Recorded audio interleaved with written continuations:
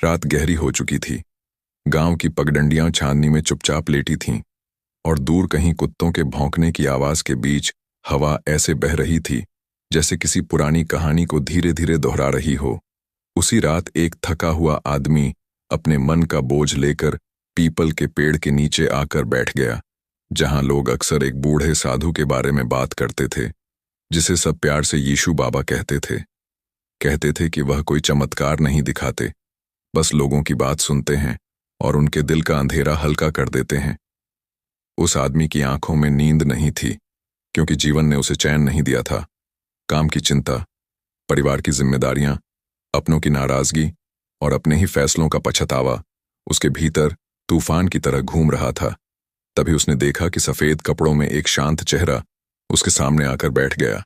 वह मुस्कुराया और बोला, डर मत, रात सवालों के लिए होती है और सुबह जवाबों के लिए। आदमी ने हैरानी से पूछा, क्या आप वही यीशु बाबा हैं जिनके बारे में लोग कहते हैं कि आप बिना कुछ किए लोगों की जिंदगी बदल देते हैं? बाबा हल्के से हंसे और बोले, मैं कुछ नहीं बदलता, इंसान खुद बदलता है, मैं बस उसे उसका रास्ता दिखा देता हूं।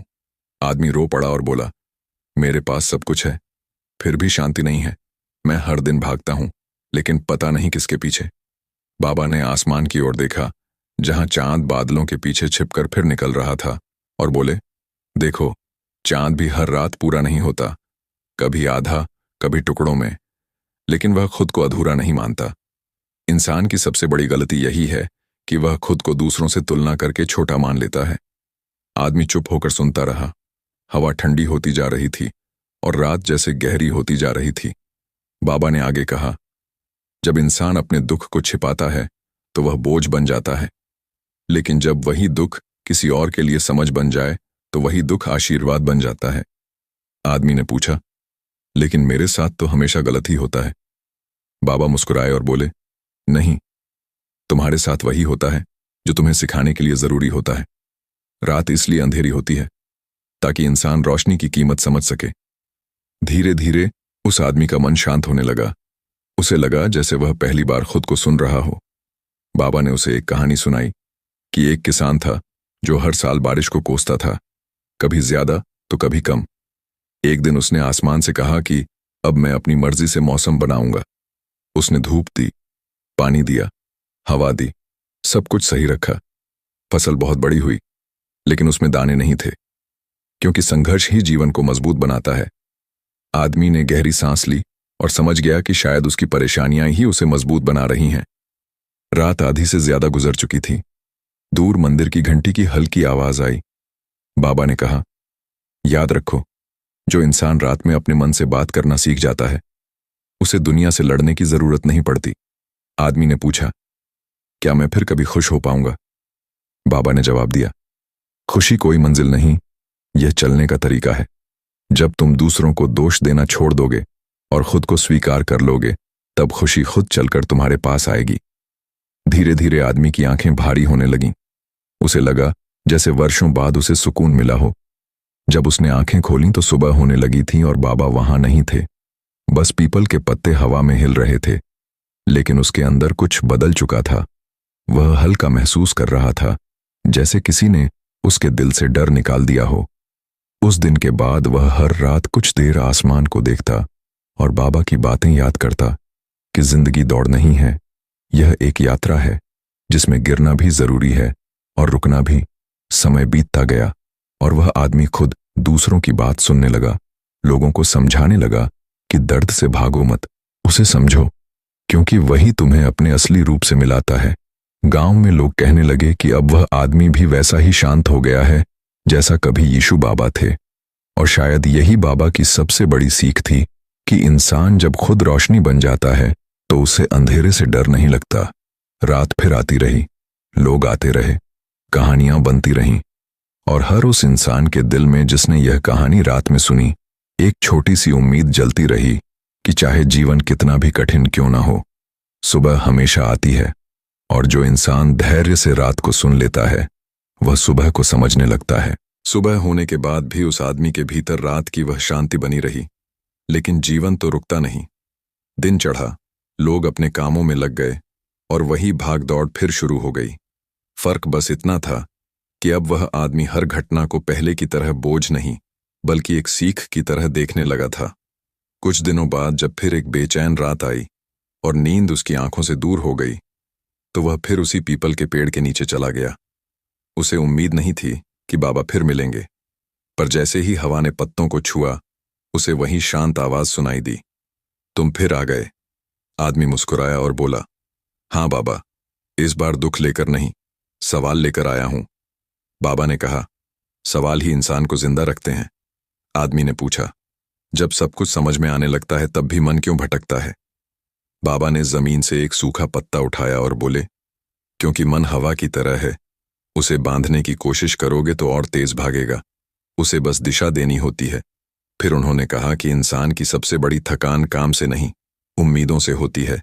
हम दूसरों से, किस्मत से और खुद से इतनी उम्मीदें बांध लेते हैं कि जब वे पूरी नहीं होती तो हम टूट जाते हैं। आदमी चुपचाप सुनता रहा।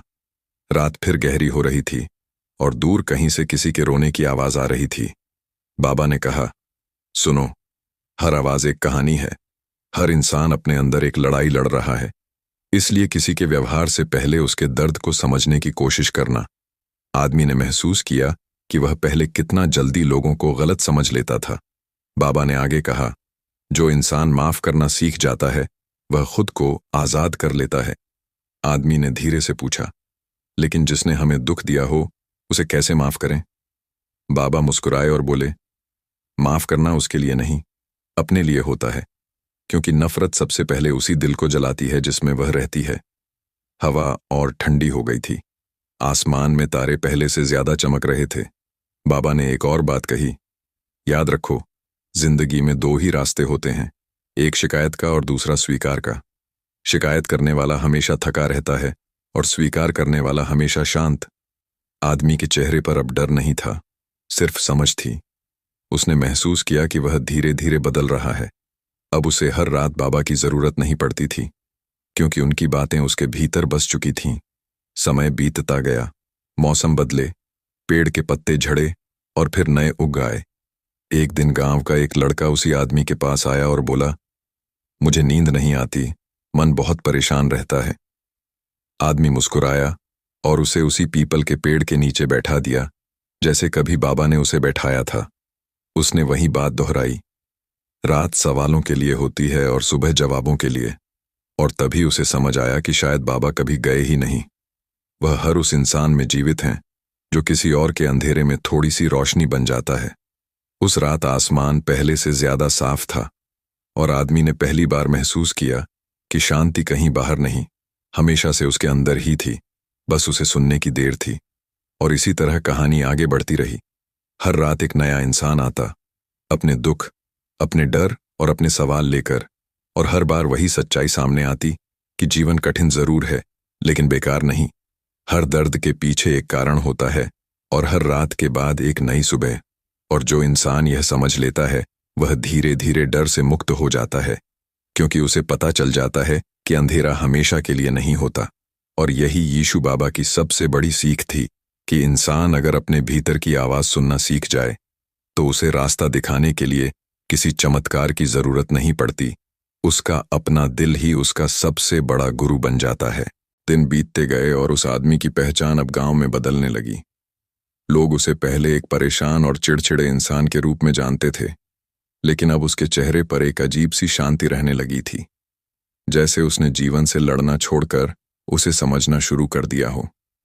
फिर भी कभी कभी रातें ऐसी आती थीं जब पुराने डर और यादें लौट आती थीं, और उन रातों में वह फिर उसी पीपल के पेड़ के नीचे चला जाता। अब वह बाबा को देखने नहीं बल्कि खुद से मिलने जाता था। एक रात जब आसमान बादलों से ढका हुआ था और चांद दिखाई नहीं दे रहा था, उसके मन में एक नया सवाल उठा। उसने धीरे से कहा, बाबा, अगर इंसान सही रास्ते पर चल रहा हो तो भी उसे दुख क्यों मिलता है? हवा हल्के से चली और उसे वहीं परिचित एहसास हुआ जैसे कोई पास बैठा हो, और उसके मन में एक आवाज आई, दुख सजा नहीं होता, वह दिशा बदलने का संकेत होता है। आदमी ने आंखें बंद कर लीं और उसे याद आया कि कितनी बार उसने दुख से बचने की कोशिश की थी, लेकिन हर बार वही दुख उसे कुछ नया सिखाकर गया था। आवाज फिर आई, जो इंसान सिर्फ खुशी चाहता है वह अधूरा रह जाता है, क्योंकि समझ हमेशा कठिन समय में ही जन्म लेती है। रात गहराती गई और उसके भीतर एक नई शांति उतरती गई। अब उसे महसूस होने लगा था कि बाबा की बातें बाहर से नहीं, उसके अपने अनुभवों से निकल रही हैं, जैसे उसकी आत्मा ही उससे बात कर रही हो। अगले दिन उसने देखा कि गांव में दो लोगों के बीच झगड़ा हो रहा है। पहले वह ऐसे मामलों से दूर रहता था, लेकिन इस बार वह उनके पास गया और बोला, तुम दोनों जीतना चाहते हो या शांत होना चाहते हो? दोनों चुप हो गए और उसी पल उसे एहसास हुआ कि सच्ची ताकत बहस जीतने में नहीं बल्कि दिल जीतने में होती है। धीरे धीरे लोग उसके पास अपनी परेशानियां लेकर आने लगे। कोई पैसे की चिंता में था, कोई रिश्तों के टूटने से दुखी था, कोई अपने भविष्य से डरा हुआ था, और वह हर किसी से बस यही कहता, रात को थोड़ा समय खुद को देना, अपने मन की आवाज सुनना। समय के साथ उसने महसूस किया कि इंसान का सबसे बड़ा डर अकेलापन नहीं बल्कि खुद से मिलने का डर होता है। इसलिए लोग शोर में रहते हैं, भीड़ में रहते हैं, ताकि उन्हें अपने अंदर की आवाज सुनाई न दे।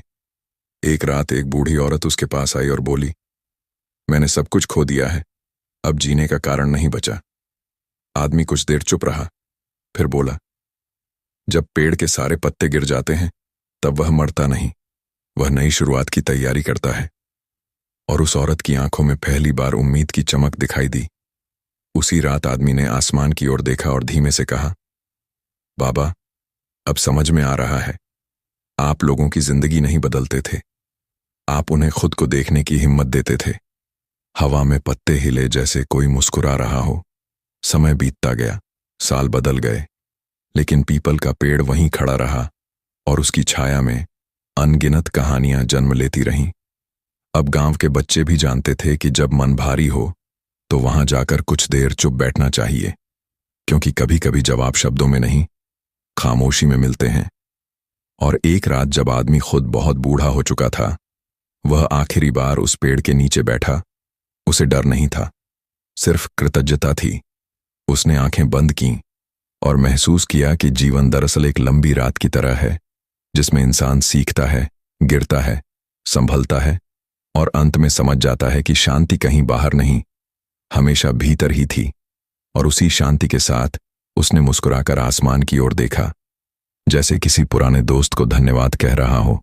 और उस रात हवा पहले से ज्यादा शांत थी, तारे पहले से ज्यादा चमक रहे थे, और कहानी खत्म नहीं हुई थी, क्योंकि हर उस इंसान के साथ वह आगे बढ़ती रही जो रात में इसे सुनता, अपने दिल को हल्का करता और अगली सुबह थोड़ा बेहतर इंसान बनकर उठता। यही यीशु बाबा की सच्ची विरासत थी। कोई चमत्कार नहीं, बस इंसान को इंसान बनने की याद दिलाना।